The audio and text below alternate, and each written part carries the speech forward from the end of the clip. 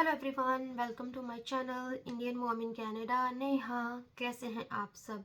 उम्मीद करती हूँ आप सब बहुत अच्छे होंगे। मैं भी ठीक हूँ।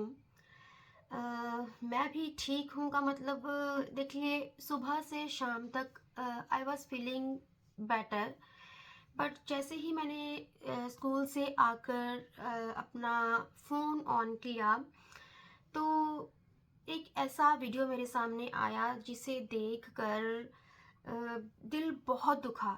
हालांकि कुछ दिन पहले मुझे सिर्फ एक मर्डर का पता चला था कनाडा में। सो आज है दिसंबर 10।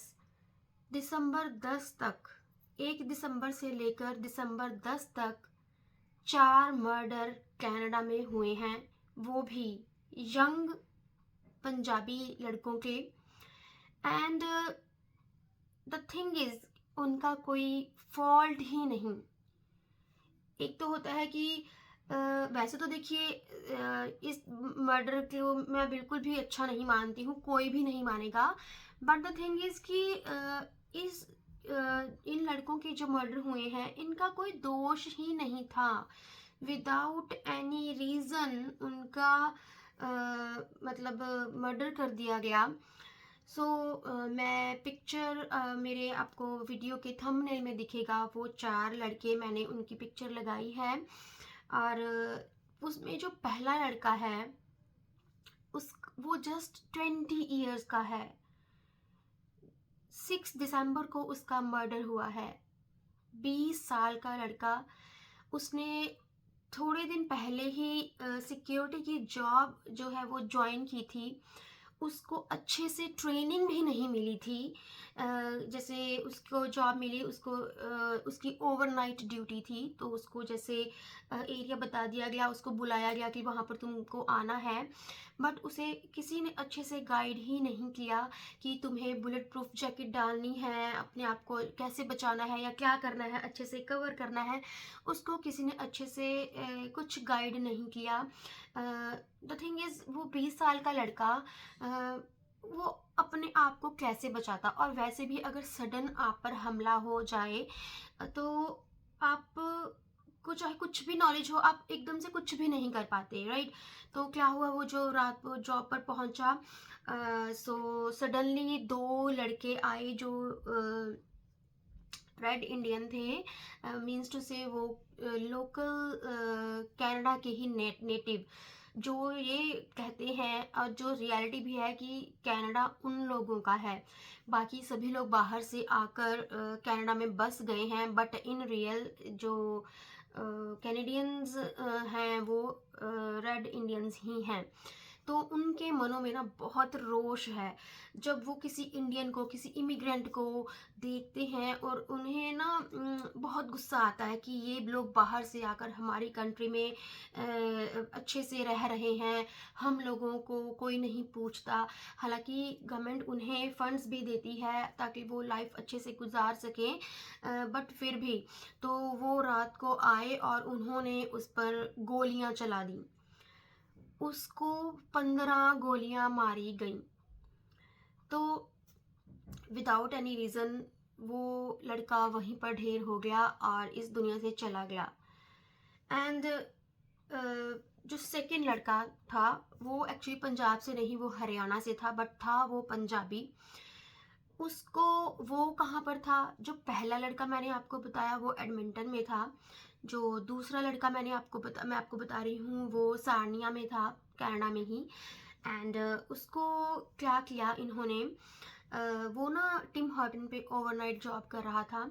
बाहर एक ट्रक ड्राइवर आया, ट्रक वाला आया, तो वो उसको कोई ड्रिंक देने के लिए बैग उस पे गया।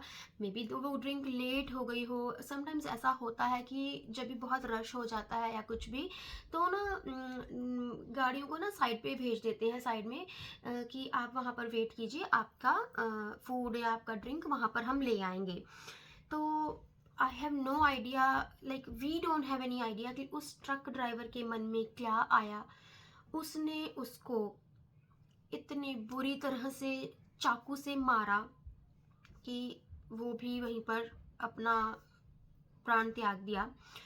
और जो थर्ड लड़का है वो जिस घर में वो रेंट पर रहता था, उस उस मकान के ऑनर का किसी के साथ बहुत बुरा झगड़ा हुआ था, कोई उसकी जान के पीछे पड़ा हुआ था। तो उस बंदे ने तो क्या किया, घर छोड़ दिया, और ये जो लड़का था वो उनके पास रेंट पे रहता था। तो वो ऑनर तो वहाँ से चला गया, और ये जो लड़का है, इसका ब्रदर इसको गाड़ी में रात को छोड़ने आया घर। एंड जो मर्डरर थे, उनको लगा कि ये जो लड़के हैं ये घर के ऑनर हैं, तो उन्होंने उसको वहीं पर गोलियों से छलनी कर दिया लड़के को, और उसकी डेथ हो गई। और फोर्थ लड़का है वो सानिया में एक घर में रेंट पर रहता था, बेसमेंट में। उसका जो रूम पार्टनर था वो कैनेडियन था। सो उन दोनों के बीच में कुछ बहस हुई। देखिए, जब हम इकट्ठे रहते हैं, एक परिवार में भी रहते हैं, तो कुछ ना कुछ बातों पर बहस हो जाती है। बट इसका मतलब ये नहीं ना कि हम किसी को मतलब मार ही दें, किसी का मर्डर ही कर दें। तो आप सोचिए उस बंदे का मेंटल लेवल, उसका मेंटल स्टेटस कैसा होगा। तो उन दोनों में कोई बहस हुई, और जो कनेडियन लड़का था उसको इतना गुस्सा आया, उतना गुस्सा आया कि उसके हाथ में जो चाकू था ना, उसने उसको इतने वार किए जब तक उसके मतलब प्राण निकल ही नहीं गए। वो मारता रहा, मारता रहा, मारता रहा।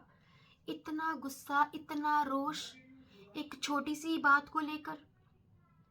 सो 1 दिसंबर से लेकर 10 दिसंबर तक 4 मर्डर हो चुके हैं। क्या सभी लोग पकड़ लिए गए हैं? उन पर चार्ज लग जाएंगे। जो फर्स्ट केस में जो थे रेड इंडियंस, वो क्रिमिनल थे, ठीक है, उन पर पहले से ही चार्ज थे। फिर उनको थोड़े टाइम के बाद खुला छोड़ दिया गया। अगेन उन्होंने मर्डर किया, वो फिर अंदर जाएंगे, फिर 3-4 महीने के बाद उनको छोड़ दिया जाएगा, या जो भी चीज़ें, क्योंकि वो नशेड़ी थे, वो इस वजह से बाहर आ जाएंगे कि वो नशे में थे, उनको सुध ही नहीं थी। बट इसमें गलती किसकी? उस 20 साल के लड़के की, या नशे की, या किसकी गलती है ना? या उस 20 साल के लड़के को बताया ही नहीं गया कि उसको बुलेट प्रूफ जैकेट डालनी है? तो इसका जिम्मेवार कौन? एंड छोटी छोटी बातों पे गुस्सा करना, लड़ जाना, फाइन, मुंह से बोलिए। बात बैठकर नहीं सॉल्व कर सकते हो, खड़े होकर मुंह से अपनी बातों को रखिए। किसी वेपन का यूज करना ये कहाँ तक ठीक है? अगर ऐसा होने लग गया ना, तो जो ये यंग जनरेशन है, इनको तो बोला ही जाता है कि एक टाइम होता है, इनमें बहुत रोष होता है, इनमें बहुत गुस्सा होता है।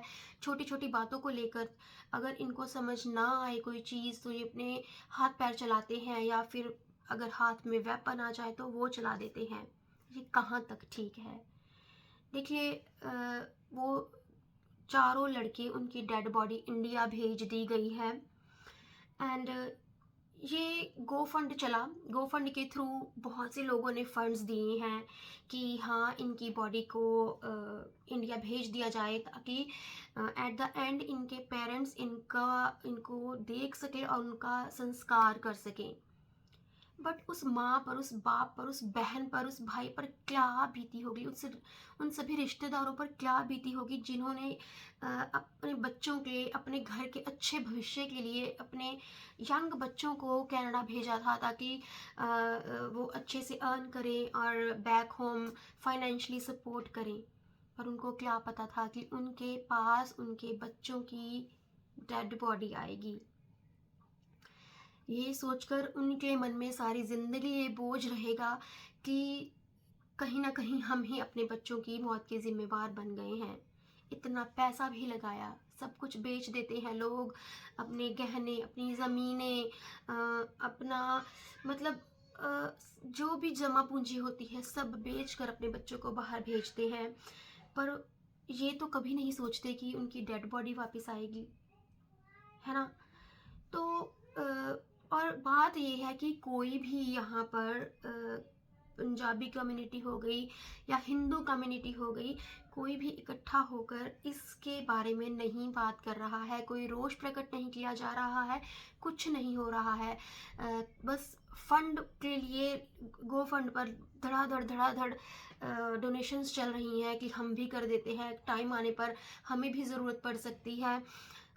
बस यही माइंड में सोच कर गो फंड में फंड्स डाले जा रहे हैं। बट ऐसा हो ही क्यों रहा है? क्यों कोई भी इनके खिलाफ आवाज़ नहीं उठा रहा? देखिए, थोड़ा टाइम पहले ही अमेरिका में एक नीग्रो की या किसी अफ्रीकन को ना मार दिया गया था। तो उनकी कम्युनिटी सारी रोष में आ गई थी और वहाँ पर जाम हो गया था। वो सभी इकट्ठे होकर अपने मेंबर के लिए फ्रंट फुट पे आए थे, क्योंकि अगर आज किसी के साथ हुआ है तो हम सभी भी इमिग्रेंट्स हैं, कल हमारे साथ भी हो सकता है। क्या हम अपनी बारी का वेट करेंगे? नहीं। जब पहली बार ही किसी के साथ ऐसा कुछ होता है तो हमारी कम्युनिटी को ना फ्रंट पे आना चाहिए। देखिए, मैं और कुछ तो क्या कर सकती हूँ, मेरे पास ये प्लेटफॉर्म है तो मैंने सोचा क्यों ना मैं यहाँ पर आकर इसके बारे में बात करूँ। क्योंकि मैं जब भी वीडियोस देख रही हूँ मेरे सामने वही वीडियोस बार बार आती जा रही हैं, बार बार आती जा रही हैं। तो गुस्सा भी बहुत आ रहा था, दुख भी बहुत हो रहा था, पर समझ नहीं आ रहा था कि इस चीज़ को कैसे मैं एक्सप्रेस करूं। देन मैंने डिसाइड किया कि नहीं, मैं सभी के साथ वीडियो बनाकर इसके बारे में बात करती हूँ।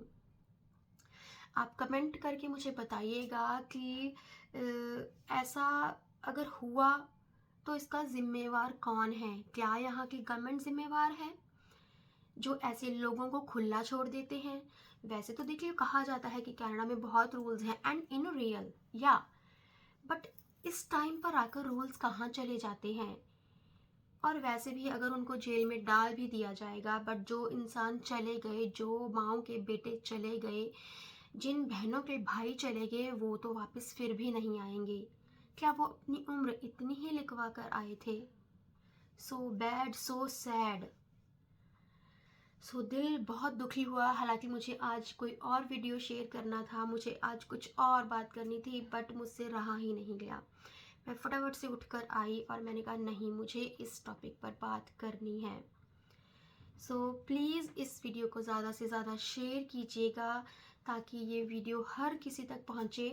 देखिए, बाकी प्रमोशंस के लिए या बाकी पब्लिसिटी के लिए तो बहुत चीज़ें फैलाई जाती हैं, बट जो रियल मुद्दे होते हैं उन पर कोई बात भी करना नहीं समझता कि करनी चाहिए।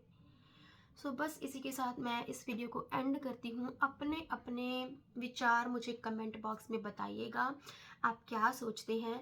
मैं मिलती हूँ आपको अपनी नेक्स्ट वीडियो के साथ। Till then bye, stay happy and healthy and yes, thanks for watching.